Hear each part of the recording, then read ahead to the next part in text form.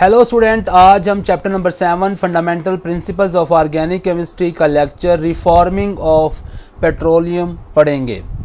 Student, जिस तरह के नाम से ज़ाहिर है रिफॉर्मिंग, इसका मतलब हमने कोई चीज़ दोबारा बनानी है। री मतलब दोबारा, फॉर्मिंग मतलब बनाना, किसी चीज़ को हमने दोबारा बनाना है। इस टॉपिक को स्टार्ट करने से पहले वो बात करता है कि कुछ गैसोलीन की जो फ्रैक्शन होती है वो इतनी अच्छी क्वालिटी की नहीं होती। मिसाल के तौर पर पेट्रोल में N-हेप्टेन भी होता है और आइसोक्टेन भी होता है। तो स्टूडेंट, जो N-हेप्टेन है वो इतनी अच्छी क्वालिटी का पेट्रोल नहीं है, वो इतनी अच्छी क्वालिटी की गैसोलीन नहीं है।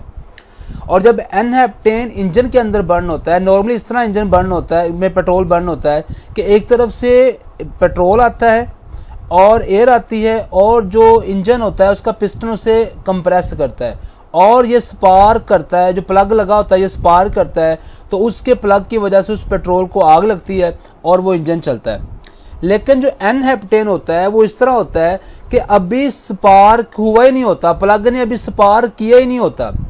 जब एयर और पेट्रोल को जो पिस्टन होता है वो कंप्रेस करता है तो उसी की हीट इतनी हो जाती है कि उसकी हीट से ही पेट्रोल को आग लग जाती है। तो मतलब टाइम से पहले आग लग जाती है, स्पार्क होने से पहले ही आग लग जाती है। तो जिसकी वजह से इंजन की एफिशिएंसी को पे फ़र्क पड़ता है, इंजन की एफिशिएंसी कम होती है और एक मेटालिक साउंड जो होता है वो प्रोड्यूस होता है इंजन के अंदर। हल्की हल्की आवाज़ आती है जिसको हम नॉकिंग कहते हैं। तो जो मेटल्स आपस में वहाँ पे टकरा रही होती है वहाँ पे, तो उस वक्त उसका जो साउंड डेवलप होता है उसको हम नॉकिंग कहते हैं। तो स्टूडेंट, नॉकिंग एक मेटालिक साउंड है जो इंजन के अंदर प्रोड्यूस होता है, उसको हम कहते हैं नॉकिंग, जिसकी वजह से एफिशिएंसी जो होती है वो कम हो जाती है।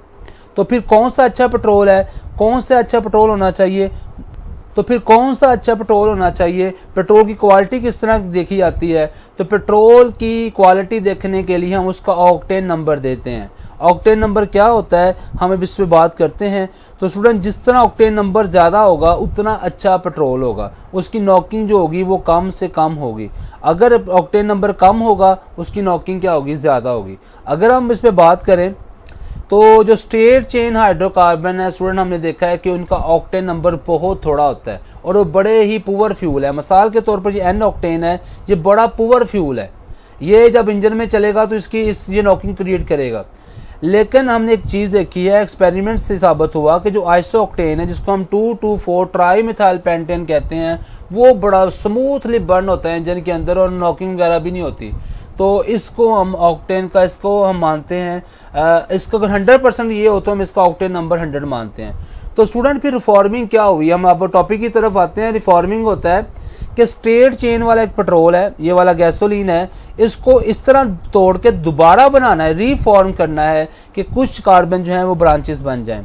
तो स्टूडेंट, एक स्ट्रेट चेन हाइड्रोकार्बन को ब्रांच वाले हाइड्रोकार्बन में 3 ब्रांचें बन गई, मैंने नीले रंग से शोर किए हैं यहाँ पर, तो ब्रांचेस में कन्वर्ट हो जाना, इसको हम कहते हैं रीफॉर्मिंग। तो स्ट्रेट चेन को तोड़ा, दोबारा बनाया और दोबारा बना के हमने ब्रांचों वाला बना लिया। तो एक इसकी प्रोसेस, इसके लिए हमें हीट और कैटलिस्ट यूज करना पड़ता है, तो इसको हम रीफॉर्मिंग कहते हैं। तो डेफिनेशन कैसे करेंगे?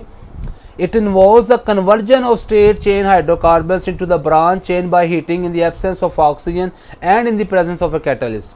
तो जो इस तरह हमारा ऑक्टेन का नंबर होता है वो इम्प्रूव होता है। स्टूडेंट, अब ये ऑक्टेन नंबर है क्या, होता क्या है? स्टूडेंट, हमने देखा है कि जिसके अंदर ये 100 का 100% हो, ये जितनी इसकी परसेंटेज होगी वो उतना ही अच्छा इसका क्या होगा, ऑक्टेन का नंबर होगा। तो इसको हम 100% मानते हैं। तो स्टूडेंट, नॉर्मली ऑक्टेन पेट्रोल के अंदर एक आइसोक्टेन होता है और एक N-हेप्टेन होता है। तो हमने देखना है कि आइसोक्टेन की जो मिक्सचर है पूरा पेट्रोल का, उसमें आइसोक्टेन की परसेंटेज कितनी है। तो जितनी उसकी परसेंटेज होगी वही उसका ऑक्टेन नंबर होगा। It is the percent by volume of the isooctane in the mixture of isooctane and n heptane fuel. तो N-हेप्टेन फ्यूल स्टूडेंट जो होता है वो इतना अच्छा पेट्रोल नहीं होता।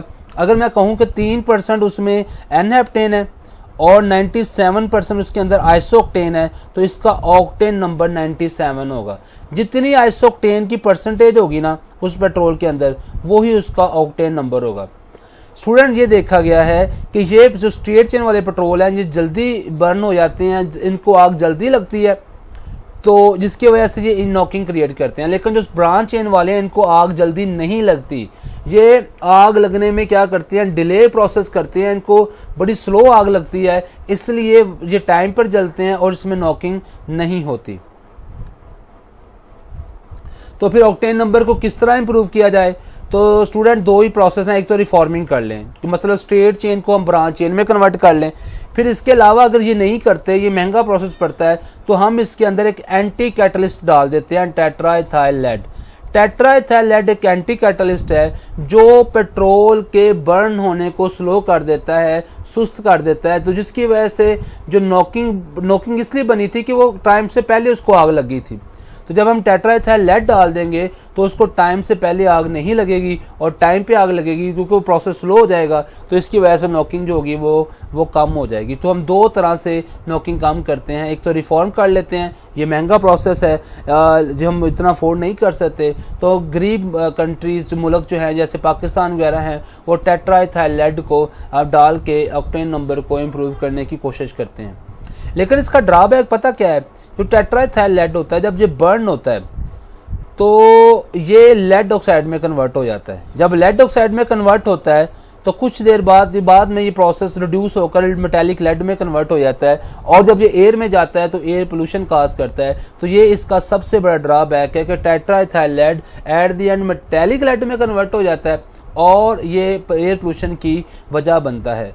तो आखिर पे मैं एक बात बताना चाहता हूँ स्टूडेंट कि ये वाला जो पेट्रोल है इसमें इस तरह होता है, जब आग लगती है तो पहले हाइड्रोजन जाता है। तो जब हाइड्रोजन जाता है तो इसमें क्या होता है, जो इसमें रेडिकल आता है, तो रेडिकल जो बाद में, पहले हाइड्रोजन जाएगा तो फिर पीछे रेडिकल बन जाता है। तो जितना रेडिकल के साथ जितनी ज़्यादा ब्रांचेस लगी होंगी उतना ज़्यादा वो क्या होगा, वो स्टेबल हो जाएगा, तो उसको आग लगने में उतना टाइम लगेगा। तो स्टूडेंट इसमें ब्रांचेस ज़्यादा होती हैं, ब्रांच ज़्यादा होने की वजह से ये स्टेबल बन जाता है, तो स्टेबल होने की वजह से इसको आग कम लगती है। तो इसी वजह से जो आइसोक्टेन होता है उसको आग देर से लगती है, और लेकिन जो स्ट्रेट चेन में इतनी ब्रांचेस नहीं होती तो वो इतना स्टेबल नहीं हो पाता और इसलिए उसको जल्दी आग लग जाती है। तो इसलिए स्टूडेंट आइसोक्टेन जो है वो स्लो आग लगती है, उसको टाइम पे आग लगती है।